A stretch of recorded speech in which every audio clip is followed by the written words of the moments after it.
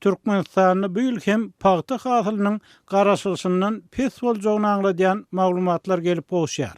Radiýanyň Mar welaýatynda habarçysy bilen söhbetdeş bolan hünärmen bu sebitde gowaçalaryň köpçülikleýin gunça dökkenligini görüň berdi. Öňkü ýyllarda gowaçalar diňe suwsan halatynda suw giýjigenne gunçalaryny döküp başlardy. Beýle bolanda gowaçany näçe çalt suwaryp ýetişseň, şonça çalt gunça dökülmeginiň öňüni alyp bolýar diýip howpsuzlyk aladalar sebäpli adynyň aýdylmalygyny soran marly agronom aýtdy. Onun sözlerine göre häzir gowaçalar diňe suw satylan halatyny däl, hemme ýerde diýenýäli gunçalaryny dökýär. Sanap gördüm. Her düýp gowaçada 10 gunçanyň dökülen ýerlerde bar. Bu geljek hasyl üçin ören uly urgu bolar diýip hünärmen sözüni dowam etdirdi.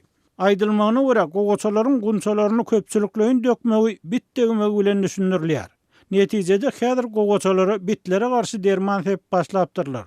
Emma adatlygyň habarçysy bilen söhbetdeş bolan agronom bitdegime düşündürşüniň öz üçin ananyrjy däldigini aýdýar.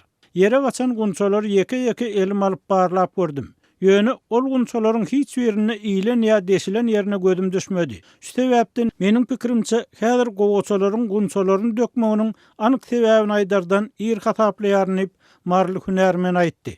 Adatlygyň Daşoğlu welaýatynda habarçysy bilen gurlaşan daýhanlar ýurdun demirgalygyndaky suw ýetmezçiliginden we gurçuk kebeleginiň köpelmeginden erenýärler. Bir tarapda gowaçalar suwarmagy suw ýetmeýär. Munyň üstüne gurçuk kebelegi hem köpelli. Mineral dökünler bilen üpçünçülük meselemiz hem çözülmeýän galýar diýip anonimlik şertinde gurlaşan Daşoğlu kärenneçi radio bilen söhbetdeşlikde gurrun berdi.